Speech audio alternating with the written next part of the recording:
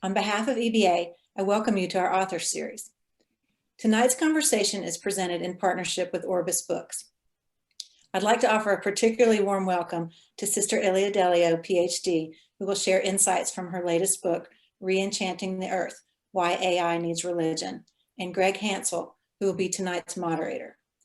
Greg is the executive director of the Center for Christogenesis, founded by Ilia, which envisions the emerging wholeness of God, world, and humanity through the transformative power of love in our scientific age. With his background and understanding of her work, he is the ideal person to introduce us to Ilia and her exciting ideas. Before he introduces her, I'd like to open us with a prayer. The Lord be with you. And with your spirit. Also with you.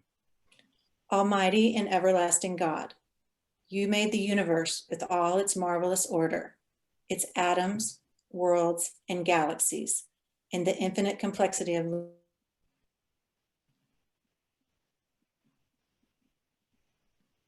truly and more surely fulfill our role in your eternal purpose. In the name of Jesus Christ our Lord, amen. And now I'll turn the evening over to Greg. Thank you, Lucy and Catherine and Malene, the EBA and Orbis Books for making this very special night possible. I'm very much looking forward to it. I want to take a moment here, and it's my pleasure to introduce a groundbreaking spiritual thinker and a guide to the evolving creation all around us, Sister Ilia Delio. Ilia offers us an exploration of the divine as an awareness of God's loving, dynamic presence. This is a holistic vision, integrating spirituality, science, culture, and technology, and one open to all faith traditions. She works at the vanguard of theological thought, synthesizing an impressive collection of domains: the Franciscan spirituality of universal love, quantum mechanics, complexity science, contemplation and consciousness, wholeness and diversity, evolutionary theory, brain science and neurotheology, artificial intelligence and the new technologies, transhumanism and posthumanism, among many others. Ilia is my colleague, my mentor, and my friend, but more, I believe that Ilia Delio is the most innovative, forward-thinking, visionary voice in spirituality today. Sister Ilia holds the Josephine C. Connolly Endowed Chair in Theology at Villanova University. Her area of research is science and religion and the import of these for Christian doctrine and life. She holds a doctorate in pharmacology from Rutgers University, Graduate School of Biomedical Sciences, and a doctorate in historical theology from Fordham University. She's the author of 23 books, including Making All Things New, Catholicity, Cosmology, and Consciousness, a finalist for the 2019 Michael Ramsey Prize, and The Unbearable Wholeness of Being, God, Evolution, and the Power of Love, for which she won the 2014 Silver Nautilus Book Award and a 2014 Catholic Press Association Book Award in Faith and Science. She lectures widely, nationally, internationally, giving talks, workshops, and seminars around the globe. Her latest books are The Hours of the Universe, Reflections on God's Science and the Human Journey, and my personal favorite and our topic for this evening, Re-Enchanting the Earth, Why AI Needs Religion, a brilliant theological tour de force, exploring AI as the latest extension of human evolution with the possibility of bringing about an ecological re-enchantment of the earth. Ilia, thank you for joining us this evening. Thank you, Greg. And thank you to the members of the EBA for this opportunity. So I look forward to the conversation.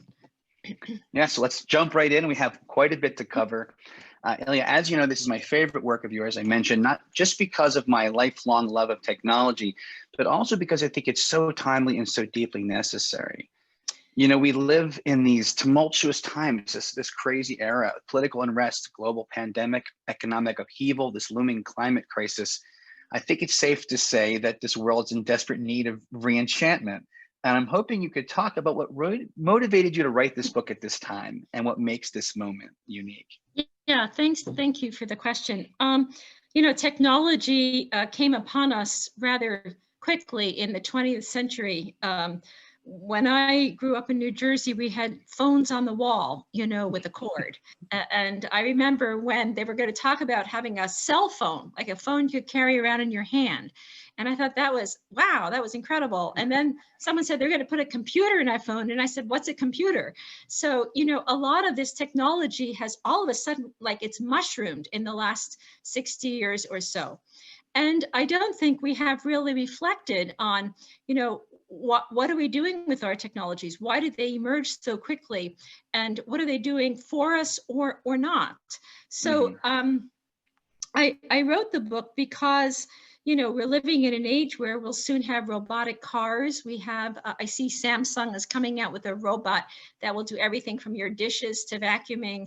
And so our lives are becoming increasingly technologized. And it's a question, you know, is this thwarting the human person? Are we becoming less human with technology or more human? And so I wrote the book to explore first, what is technology doing to us? And then second, in terms of the Teilhardian vision of God at the heart of an evolving universe, why is technology evolving us at such a rapid pace? So those were some of the initial ideas for the book. That's great. You know, you mentioned all these past and in current technologies. I often think we hear cloud computing, right? And now here we are at every moment, there's a lightning bolt coming down from the cloud, every microsecond, right? Yeah, and here we are in Zoom. You know, we would never have this kind of virtual meeting without the advancement of technology. So that's the big question. What is it doing? And what is it about technology that's so alluring? You know, many of you who are working in the field of ecology, the technology and ecology sort of emerged around the same time, but technology has taken off like a gazelle, while ecology is sort of like an old turtle. You know, it's just kind of slowly creeping along. It doesn't really grab us in the same way. So I think that's really a big question here. What is it about technology? And the simple answer is that it's about infinite consciousness. It's about infinite exploration of the possibilities that we can become consciously aware of. And that makes it very exciting. Yeah, it does. It's interesting. The subtitle of the book is Why AI Needs Religion. And I think that that's a counterintuitive pairing for a lot of folks. But yet in this book, it's that central question. And you write in the book that it's not just relevant to religion in our lives today, but it's the principal factor of evolution in the 21st century. So it sounds like you really believe that evolution and technology are a pair right now. They're working together. Technology is driving us forward. Right. So the way I structured the book is not just beginning with technology, but beginning with the factors that led up to the emergence of technology. So I begin with, as I do with many of my works today, I begin with, in a sense, what is science telling us today about the world, you know, about physical reality? The first thing we know is that it emerges, this universe emerges from a big bang or some, you know, long history in the past and this kind of leap into materiality, so to speak. And it's been a dynamic universe ever since. So it's a universe that changes. And the word evolution really points to that process of change in nature. And the second is what we learned from quantum physics is that mind or consciousness has a much more integral role to matter than we ever really realized. That there's no matter, in a sense, apart from mind. You cannot conceive of mind, you know, without matter. So mind matters to matter, and matter matters to mind. And so we have these two things from modern science that says, hey, we're in a world of change, and mind is at the heart of matter. And those two things taken together, if you begin to watch their trajectory over time, they start to build up. We don't stay at the level of leptons and quarks, nor do we stay at the level of bacteria. You know, there's this kind of push in nature towards something more complexified, more relational, more conscious. And I begin to trace that in the book through the rise of pre-axial consciousness, which is, you might say, as we look at human evolution and the emergence of the human person. As we get larger brains, more complex brains, we come to a point in our history where we have an awareness of something more than ourselves, which pre-axial peoples would speak of as like spirit, the divine. We use the word divine, but they have that idea of the spirit in nature, the spirit in the trees. These pre-axial religions tended to be tribal, communal, and ritualistic. So I write about this a little bit, and then I use that paradigm of axial consciousness to talk about the breakthrough in consciousness in which would you explain how we cannot conceive of mind minus matter? Well, you can't think of mind without matter, right? So the brain is matter. Consciousness, and so the big question today is, what is consciousness? In a sense, it might be as pervasive as gravity itself, right? So it's not something abstract. There's no consciousness without some kind of material substrate to, in a sense, make consciousness possible. There's no such thing as abstract consciousness, if I had to put it that way. It's not an abstraction. We've made it an abstraction, but it's not. It's what we might call the hard problem of matter. You can't get out of matter to think about consciousness, right? So going back to the idea of axial consciousness, there came a point in our history where there was a breakthrough in consciousness, where all the world's religions developed, basically, you know, that kind of framework between 800 and 200 BCE.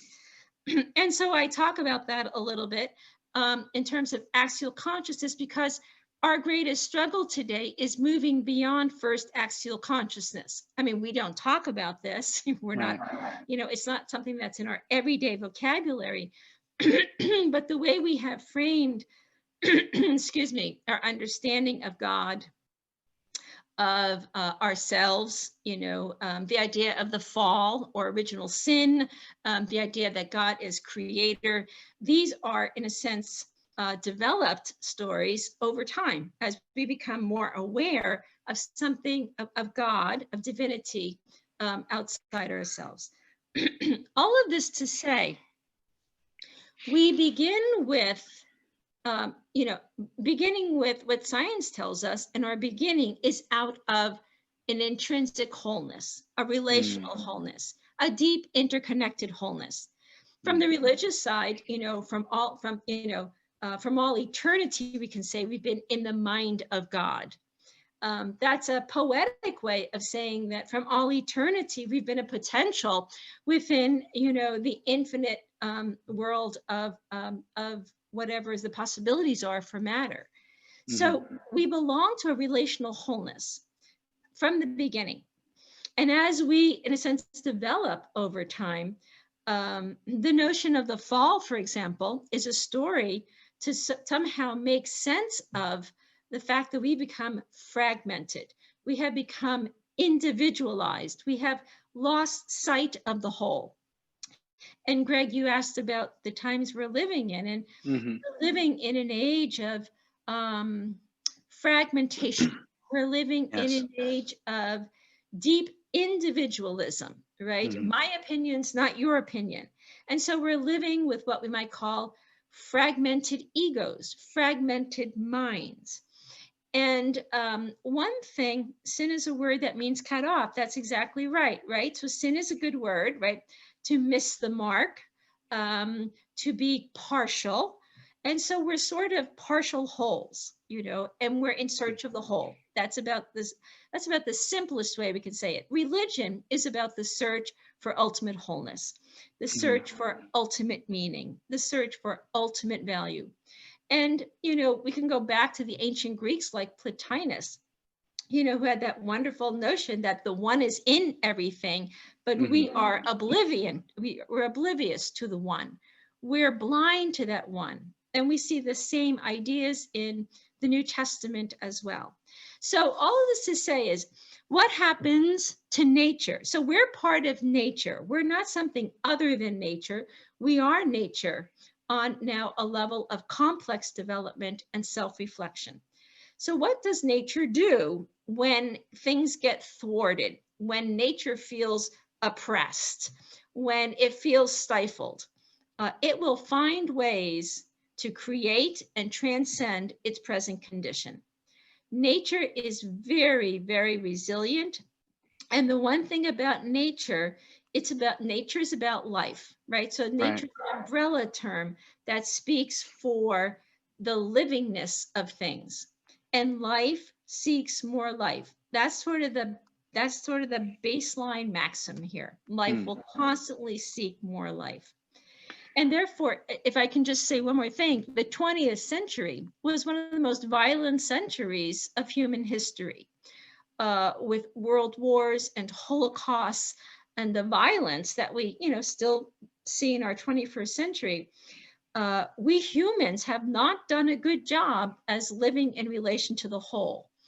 And I think there's something deep within us that has longed to get beyond our fragmented selves. And so being part of nature and being an intelligent part of nature, we have been able to construct new ways to extend the mind now into new mediums. And that, I think, is behind the rise of artificial intelligence. Interesting. So, I hear you talking about this relational wholeness. So it is something of a unity. It's also something of a unity in diversity. I know Teilhard famously said, unity diversifies. So that means that this isn't a static or a fixed or a closed whole, but this is something open and dynamic. There's this development that's happening. And I hear you saying that technology is at that leading edge right now, that it's actually playing a role in pushing us forward. Yeah, exactly.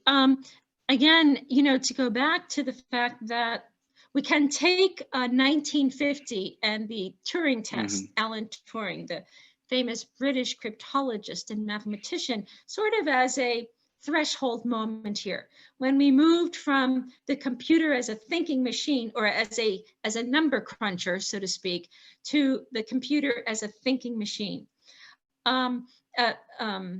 Alan Turing was homosexual, so in 1950 that was considered a crime, punishable as a crime, and therefore I think as someone who had to struggle, as a human person, he sought a way to, in a sense, transcend. Is there a way that we can, be thinking in a way non-judgmentally? Can a machine think like a human? Can it respond like a human? That's the first question. So I think, with that beginning of a thinking machine into the notion of artificial intelligence, as we begin to learn about complexity theory, cybernetics, right? We began to realize that, wait a minute, the human person is not a fixed entity, right? We can be malleable, we can be changed, we can be strapped to machines and go to space, like we did with the space program, right? We can be cyborgs. And that has been a hard thing for us to get our head around, because people are like, no, this is what a human person is. Well, that term human person now is really becoming more and more an open question. We cannot say for sure, this is what a human person is. This is what a person is as we experience in this moment. But science and technology has said to us, no, that person, if you're colorblind, I can put an implant in your eye, right? If you're an amputee, I can give you a prosthetic limb. And the question is, well, is that prosthetic limb just a tool to help me use my human arm, or does it change me? And you see, it's a development of a technologization of the human person, or what we call cyborgization, that we're actually in the midst of. And so what we're seeing here is that, more and more, we're seeing that the human person can be hacked, right? We can break into what we thought was the impenetrable human person, and we can change that person, right? We can alter your genes today with CRISPR. We can make a new you probably with CRISPR. That's a little scary for us. We say, wait, what are we doing? And that's a question here. You see, there's something driving this whole movement. There's something driving us.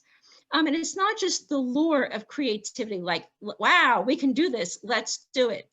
There's something about us that seeks perfectibility. We want something more than what we are. We long to be in relationship with something more than what we are. Those are religious drives or impulses undergirding this development of technology. And therefore, technology is forcing us in some ways to rethink religion. And if I can, that was a long-winded way to get to your question. No, that's perfect. So it's fascinating because the relational wholeness isn't just something all around us that we're a part of, it's also within us. Yes, exactly. And we have this relationship with our technologies, and in ourselves, we're a relationship between ourselves and our organs and so on and so forth. When you talk about perfectibility, and I think that in the history of religion, there are sort of two different ways of thinking about what that means, at least in the Christian tradition. And one of those is a perfectibility that takes us out into the world, into deeper relationships with others. And the other is that sort of Pelagian, I'll make myself perfect, right? Kind of a brawny, it's all about me. And we see this again today as I read the book in the movements of transhumanism and post-humanism that sort of represent those two different approaches. Could you speak to that for a moment? Yeah, great. It's well said to your question. So the one thing is, yeah, this wholeness that we seek is not outside us. It is the core of each person, right? Every person longs for that that ultimate wholeness. Now, the truth is, in a sense, we're pulled to it. Some are pulled to it by way of contemplation. And some are pulled to it in other ways, maybe through work, I don't know. But there is this longing for moreness, right? There's a deep longing for belongingness, but for moreness. So your question of perfectibility is an important one here. How do we get beyond where we are now towards something more, maybe where we can become more happy, we can become more smart, we can become more wealthy. And that trend of what we call transhumanism is where we use technology for human enhancement, right? So why stay with, your wounded, suffering self, where now technology can, heal you, help you, and make you better. You can become the bionic woman or the bionic man. You'll be super. And that kind of thinking now is not bad. I mean, let's say there's probably many of us here who have benefited from the development in biomedical technology. But transhumanism is a cultural philosophical school that really seeks to move humanity to a new level with technology of human enhancement, super intelligence, right? It can be narrow. It can be, if you have the money to buy this technology, you can become super smart and live to 500 years old. But if you don't have the money to buy this technology, well, you're collateral damage on the earth, So it has the potential to widen the gaps between the rich and the poor. Yeah. It has the potential, in a sense, to create an elite few who will inherit the earth, while everyone else will simply go by the wayside. I'm certainly not against transhumanism, because I think there's something of transhumanism in every technological development. But posthumanism says, no, what we long for is deep relationality. And again, we seek to move beyond these boundaries of confinement or isolationism or individualism. The posthuman is the post-liberal autonomous subject. Sort of the European male is used as the standard to get beyond, right? Because in a sense that European male sort of represents the patriarchy that has divided us. Right. And therefore, the post-human is really kind of a new feminism in its own way, a new materialism, a way to say that, we long to be deeply connected. And that kind of perfectibility is a perfectibility of our capacity for deep relationality. And that's something that technology, as we can see with Zoom, can actually help us achieve. But there needs to be other factors here. And that's where I think religion can play a significant role. In a sense, the coming together and the sharing, we can, if we have sort of new ways of looking at religion, this is in a sense where God can emerge in a new way, right? God, not as the one who hovers over us, but that that ultimate point of unity, that ultimate oneness, that spirit of love who unites. And technology has the capacity to bring us together into these new unities. And therefore it has the capacity to, in a sense, realign religion with evolution, to put it that way. So this is about the togetherness, and the togetherness that moves us forward together, and that brings us into deeper and newer forms of relationship, is what I hear you talking about. You mention in the book that religion isn't just simply a human phenomenon in a way, but rather what we think of as religious traditions are our human deployment or enactment of something that has a cosmic function of religion, a whole-making function, as you talk about in the book, to bring us together and moving us forward together. You talk about the future as a church of the planet, that's kind of where we're going together forward next. What's the church of the planet, and what's keeping us from that right now? Well, to answer your question directly, a lot of my work in this book really built on the vision of Teilhard de Chardin. So for those of you not familiar, Teilhard was a Jesuit paleontologist who wrote in the 20th century, basically between 1915 and 1955, on bringing together Christianity and evolution. And in Teilhard's view, Christianity is a religion of evolution, precisely because it posits divinity at the heart of materiality, or the core doctrine of the incarnation. And so what Teilhard did is he brought that doctrine into conversation with evolution itself, and to say that what is it that is pushing evolution towards more being, towards more complexity, towards more consciousness. And he says, well, basically it's God. God is at the heart of evolution. God is that absolute center, that absolute power of love, who is within and ahead, right? God can never be exhausted by materiality. God is always the more of everything that exists. So God is the power within, and God is the future towards which we are moving.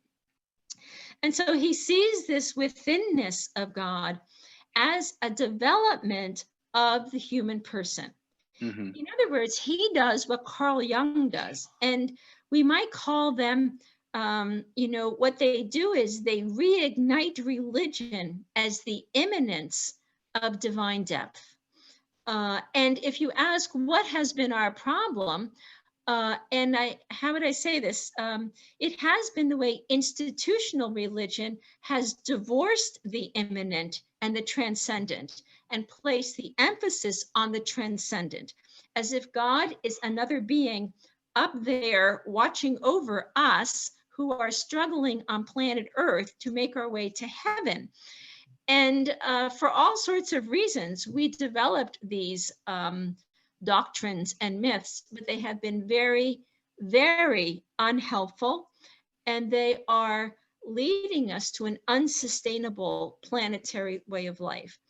And the only way I think we will have a sustainable future is by reawakening the divine life at the heart of our life, because there is no concept of God apart from immanence, apart from our own experience of God, in the same way that there's no consciousness or mind apart from matter.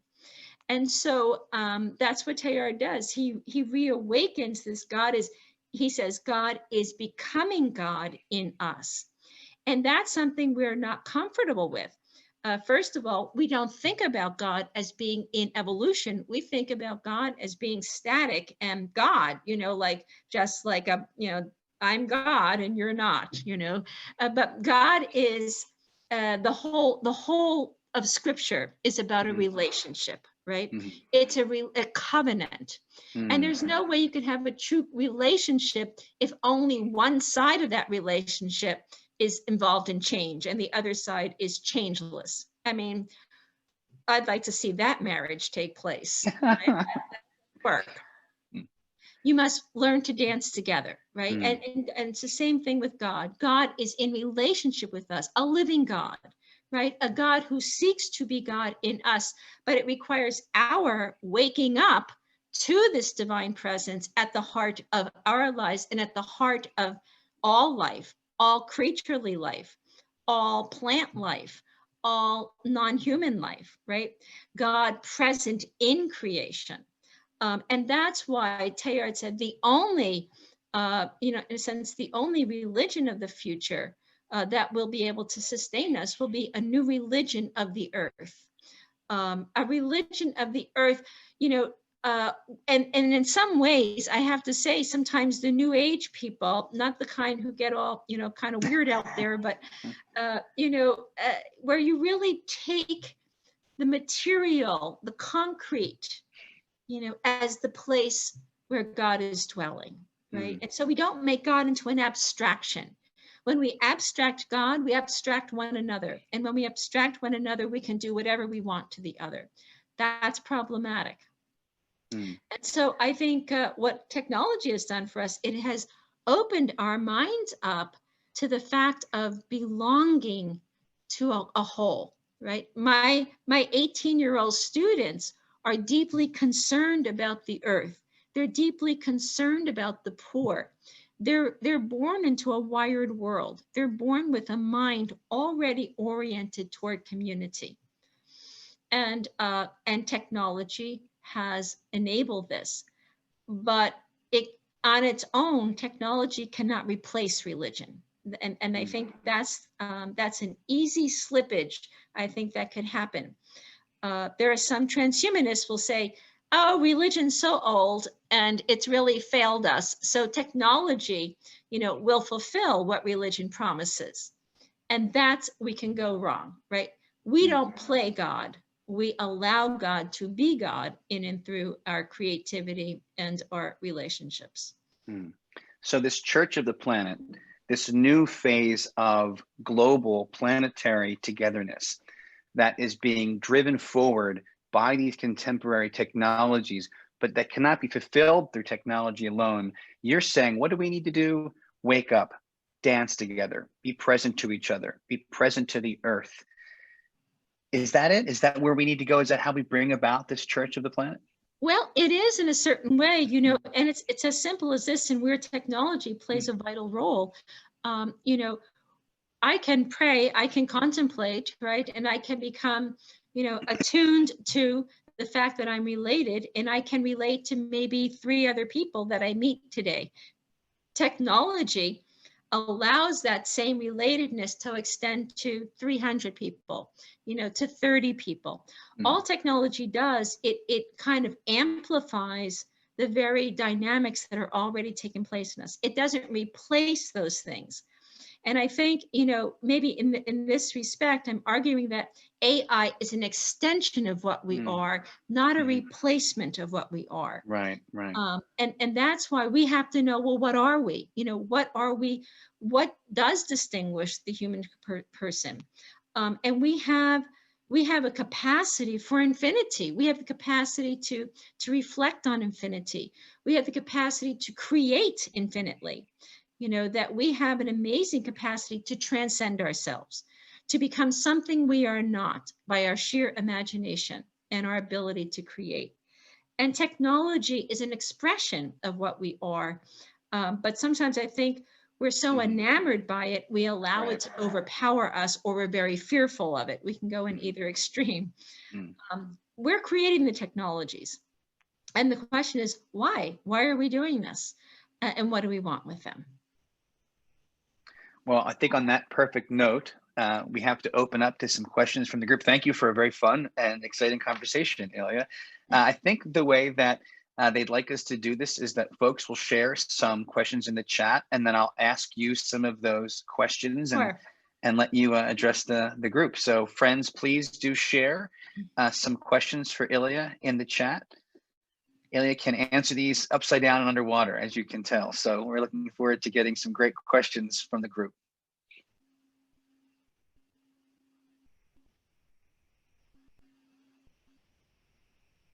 And as we're waiting for these to come in, one question that did emerge to me was, so then why does AI need religion? Because without it, maybe it takes us into difficult, dangerous types of perfectibility. Yes, right. Religion as the depth dimension of our own existence cannot be replaced with AI. And so if we say, well, we don't need religion, we only need AI, we leave ourselves open to vulnerability. We don't know what we can create. If you think of the movie Ex Machina, where the developer was so enamored of his robot, his sex bots, basically. And they turned on him in the end. That's what, the movie portrays, is we can create things.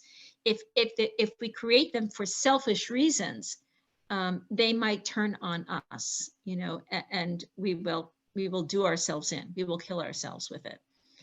So we can, for example, if I think, I'll take this question here, but if I think of the movement started by Greta Thunberg, the young environmentalist, she would not have been able to spread this movement of, the need to be aware of global climate change and the drastic effects it's causing without the, yes, good questions. Yeah, they're great. Without the internet, right? So the way the internet and social media allowed her movement to amplify was amazing. So let's take some of these here. Sure. How about this first one? This looks great. This is from Janet Stark. How do we think about evolution and mystery and intention and the exposure of the hostility in our world? Can we change the energy of our world with our thoughts and prayers and minds? Yes. So yeah, it's a great question. How do we think about evolution and mystery and intention? So Janet, that's a really interesting question. Like mystery, I take that as the infinite depth, the unreachable depth at the heart of evolution itself, right? For as good as, and science can tell us so much, but it's limited, right? There's, even if we say we have grasped everything to know, we don't grasp everything to know. There's always a moreness, and that moreness is mystery, and that ground of mystery is really what God, I think, is about. And therefore, how to think about that is there's always this ground of mystery within us. So when I talk about evolution, in a sense, and this is what I would hope people begin to think, we are the universe in evolution, each one of us, right? As we become conscious of it, as we begin to think of it and ourselves in it. I think the hostility in our world is for several reasons. One, I think we are not aware, first of all, of being in evolution at all. And by evolution, we have no sense that we are moving together. We may not all be moving at the same pace, but we are all moving towards a future. So evolution is a common ground for all of us, even if we don't see ourselves in it. I want to go back. I do think we have fallen into a kind of a binary way of thinking that is highly boxed in. We're sort of in straitjackets, in our mind, where nature itself, by the way, is open and creative. We have boxed ourselves in with binaries of right, wrong, good, evil, Republican, conservative, who's in, who's out. And then we have become sort of a universe of one in our opinions, right? So we make our opinions doctrine, we dogmatize them. We've lost the art of relationship because we've lost community. That's about as simple as you can put it. I mean, community of a sense of belonging together, our identity, a community where your identity is contingent on belonging to the community, not on a self-reflective identity. So I don't know, again, if that's helpful, but yeah, I'm looking at all the questions here. So many good questions. Yeah, so I'm going to jump around a bit. Go ahead, people Greg. get a chance. This is from Doug Colum. Could you talk about how you understand the notion of a soul and how this relates to mind? and I guess the consciousness in general. Yes, so I do think, that soul is that oneness at the heart of every person and everything that exists. That oneness in the sense that every person has a unique, ineffable mystery of oneness at their heart, at their lives, right? In a sense, it's that which is ungraspable. Thomas Merton speaks of that La Pointe Vierge, right? At the center of each life is this unquenchable mystery. And I think that's what soul is. We can say it's the core constitutive beingness of every person. But even that doesn't quite get to it. There's a thisness, a hekchetos, as Scotus would say. That is what soul points to. And so the soul is important insofar as, a person is not just body parts just to replace, like, gee, I don't like you, or I don't like the way I look, so I'm gonna hack myself and put on a different face, and so we have to really, we've lost, let me put it this way, without religion, without a sense of divine immanence, we have no sense of the sacredness of life. And that's as simple as you can say. The sacredness of the human person, the sacredness of the tree, the sacredness of the flower. And that sacredness is its soulness, right? Oops, within us, not up. Yes, right. Up is that sacred cannot be entirely quenched by anything material, right? God cannot be entirely contained in, God is fully within and never fully within, right? God is always the more. So God is the sacred depth, but that sacred depth by any one person or thing, God is the overflow of that thing as well, right? Or that person. So we can never exhaust God. But at the same time, the mystery is that God is the sacred oneness of us. And our task, our growth is to, I think Greg used that word in the beginning, to awaken to become conscious of that oneness. And that oneness within is the oneness without. So to become one with God is to become one with the human community, the plant community, the earth community. That's the religion of the earth. So for Teilhard, there's no evolution without contemplation. There's no evolution apart from mysticism. It's interesting. There's a trend I see in some of the questions, and I want to see if we can kind of clarify some points. Folks asking what are the dangers of trusting tech and, and being worried about using it for good, and technology can't replace human relationships no matter how many friends you have on Facebook, and similar questions. I don't hear you say that technology is replacing any of that, but that actually you're concerned with the idea that technology will just develop out of this misunderstanding that we have of ourselves and our world. Yes, right, exactly. In other words, old religion, religion where God is up there and I'm here. Yes, that's right. In fact, let me just put this because I'm looking at this chat here. Young people do not look at technology in the same way that older people do. If I can just say that, in this way, they would not see their phones as being interference or, social media as it's an extension of their relationality. So for them, the use of social media, the use of gaming, these are ways by which they extend their friendships, their relationships. And they realize, however, that an overextension can lead to the loss of a self, right? They're looking outside themselves or in their relationships for their own identity.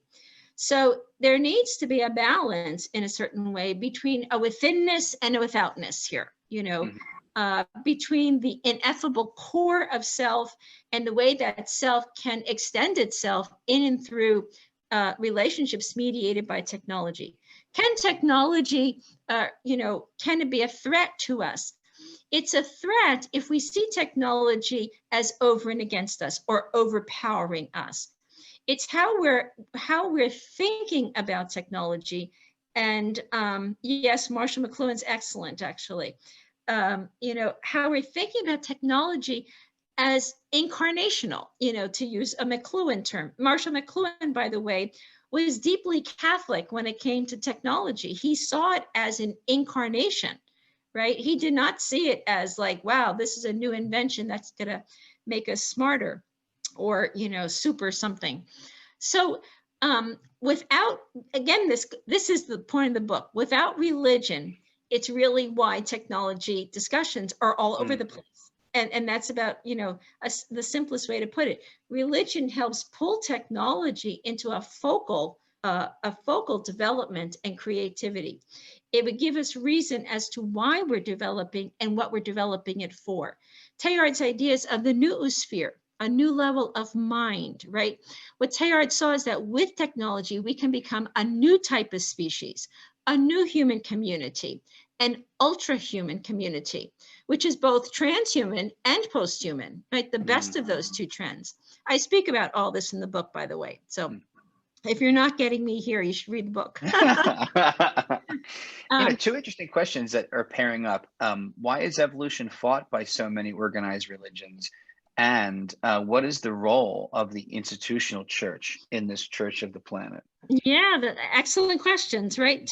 Evolution, I can tell you from the Catholic Church that the last official word on evolution was in 1950 in Pope Pius XII's encyclical Humani Generis. 1950, all right, so that's 70 years ago. And it hasn't updated anything, even though John Paul II said, hey, religion and science needs to come together if they're both going to flourish. Why does the church and institutional religion not accept evolution? Now, there's a lot of discussion around evolution. I see, but when we use that term evolution, we're talking about the dynamism of nature. We're not talking about Darwin per se. Darwin is one voice in this, but everyone has made him the voice. And I think that's a real error. Evolution is about the unfolding of nature towards greater levels of complexity or deep relationality, accompanied by an increase in consciousness. Nature is open, nature is playful, nature is creative, nature is techne. All of those things fall under the rubric of evolution. Why doesn't the church like evolution? Well, if it accepts it, all our doctrines are going to fall down like dominoes because evolution does, Teilhard, for example, rejected the doctrine of original sin the way it's formulated as a mythic couple of Adam and Eve. Now, was there a fall with the rise of Homo sapiens sapiens? Well, if anything, we fell upwards. We didn't fall downwards. We fell up into higher levels of consciousness. And therefore, we fell upwards into levels of choice and decision to accept God or reject God. And so I don't think original sin is an all that helpful doctrine, personally. The Franciscans had a doctrine of original love, that from all eternity, God, willed to love in other to grace and glory. And hence, the incarnation is first in God's intention to love. But we made Jesus Christ conditioned on the sin of Adam and Eve. So once you take out original sin, you have to revise your Christology. And if you revise your Christology, you're going to have to revise everything else. That's the short answer for why the church and institutional religion will not really accept evolution wholeheartedly, because it would mean major overhaul in doctrine. Yeah, and I guess to follow up for one of the two questions I asked, what should these institutions be doing? How can they help move us forward? I think there is a way that institutional religion can begin to transform from within. First, by accepting modern science for what it offers in terms of evolution, quantum physics, the way mind and matter are integrally related, etc. And second, I think it can gently transform these doctrines. We've had the notion of the primacy of Christ since the 2nd century. since Irenaeus of Lyon and Origen, Duns Scotus in the 40s. So these are not new doctrines. These are old. The church never, the church never said no to that. It just said, oh, that's nice, and then it mandated Thomas Aquinas. And that's been problematic ever since. So a second thing the church can do is unmandate Thomas Aquinas and just allow a plurality of theologies that would be consistent with a certain set of accepted values, whether it's the primacy of love and compassion, gospel values. But I think there's a way of decentralizing institutional religion and allowing a transformation of doctrine to occur over time in order to reinvigorate religion as a new religion that can motivate life on Earth towards planetization, towards a new planetary. By the way, a lot of these ideas are also in the book in various ways. So we have time, I think, for one more question. And I think it makes sense. Come back to Janet Stirk, actually. She asked about your views on the quantum physics of love. And I wonder if you can open that up just a bit and talk about the role of love here. Bring us back to this divine love and the role that it plays, not just in quantum mechanics, but in technology in this Church of the Planet. Yeah, I think, well, there's two things. One, as a Franciscan, and I think, this would be very consonant with where you're all coming from, New Testament, John 4:13, God is love, right? So we realize that, love being the highest good, right? Love being that deep relationality of unconditioned presence, unconditional mutuality, and, acceptance and embrace. And, I think when it comes to the end of the day, every single person, everything that exists, in a sense, exists out of this infinite goodness. It's created out of love. We exist in love. We're constantly longing for love, but it comes in different forms. Do you like my ideas? Who do I belong to? Who are my friends? So love is always, in a sense, a reaching out from what we are towards who we belong to, right? A belonging. It's our deepest nature. In fact, all of nature, all of evolution has this deep yearning and longing to belong to something more than itself. Teilhard spoke of this irresistible force at the heart of physical evolution. And he said, no matter if you go down to the quarks or the molecules, there are these dimensions there, a dimension of attractability. One thing keeps being attracted to the other, right? And yet, not only are they attracted to each other, they transcend. So every force of attraction is a force of transcendence. And he speaks of this irresistible energy at the heart of physical life. And he says the physical universe, the structure of the universe is love. And, that's a basing it on physical, that he as a scientist said this, and yet is very consonant with what religion tells us, right? And, sometimes we are so complicated, maybe so complex in all our explanations, and it's as simple as this. St. John of the Cross said, where there is no love, put love and you will find love. That love never fails because love always speaks to the human heart. Love always speaks to the deepest nature of what is. And therefore, I think artificial intelligence continues that same trajectory of love. Why are we creating for moreness? We don't really want to be smarter. We don't really want, we may think we want more money, but even that doesn't satisfy us. Love satisfies the human heart in a way that nothing else can. And therefore, no matter how sophisticated we are in our technologies, at the end of the day, if we don't create unto the fullness of love, it will be of no good for us. It will be of no use. And therefore, yes, right. So much for magnetism. Magnetism could be a form of love. All of this to say is that Teilhard, so I do spell a lot of this out in the last chapters of the book, actually, on post-human spirituality and the post-human mystic, on bringing together his ideas on love, on artificial intelligence. and what it means to live in a church of the planet. So I hope you'll read the book, and that way you can continue the conversations among yourselves, or at least maybe sell the books and form some book groups. Well, thank you, Ilia, so much. And I want to welcome back Lucy, who I think has a special treat for the group. And thank you, Lucy, for this wonderful opportunity. Appreciate it. Yeah, what a fascinating, amazing conversation. Thank you both so much. So what we're going to do now is have a little contest where one of you lucky viewers will win a personalized signed copy of Re-Enchanting the Earth. So the EBA is going to post a question in the chat box, and the first person to respond in the chat with the correct answer will win a book.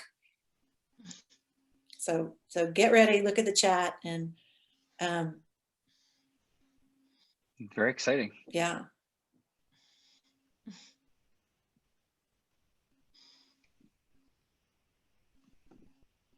And if it does, oh, okay. So they're saying I'm actually going to ask the question. So, okay. Okay. According to Ilia, what did Teilhard see as the passionate force at the heart of the Big Bang universe? Here go the answers, and they're going to let me know who the winner is.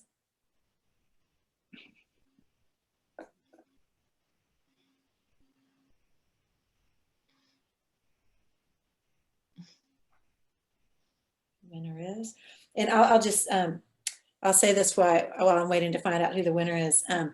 So whoever wins, stay on the Zoom call when and our EBA executive director will contact you in the chat to get your mailing address so we can send you the book.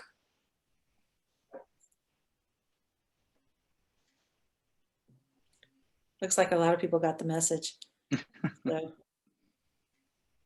Okay, it looks like the winner is Michelle Hale. So congratulations, Michelle. If you'll stay on, Right. the EBA will contact you and get your information. So, I would just really like to take this opportunity to thank Ilia and Greg for their insightful conversation, and thank the Center for Christogenesis and Orbis Books and everyone involved who made this evening possible. Thanks to everyone for being here tonight and for supporting Episcopal bookstores, which support authors and ministries across the country. So Ilia, before we sign off, would you please close us with a prayer? Sure. Love that. Good night, everyone. I'd like to end with Teilhard's prayer that I think is so needed in our own time, because we're so impatient for change. But this is what he had to say, what he wrote as he himself was struggling in a very tumultuous time. He said, above all, trust in the slow work of God. We are quite naturally impatient in everything to reach the end without delay. We should like to skip the intermediate stages. We are impatient of being on the way to something unknown, something new. And yet it is the law of all progress that it is made by passing through some stages of instability, and that it may take a very long time. And so I think it is with you. Your ideas mature gradually. Let them grow. Let them shape themselves without undue haste. Don't try to force them on, as though you could be today what time, that is to say, grace and circumstances acting on your own goodwill, will make of you tomorrow. Only God could say what this new spirit gradually forming within you will be. Give our Lord the benefit of believing that his hand is leading you, and accept the anxiety of feeling yourself in suspense and incomplete. Amen. Amen.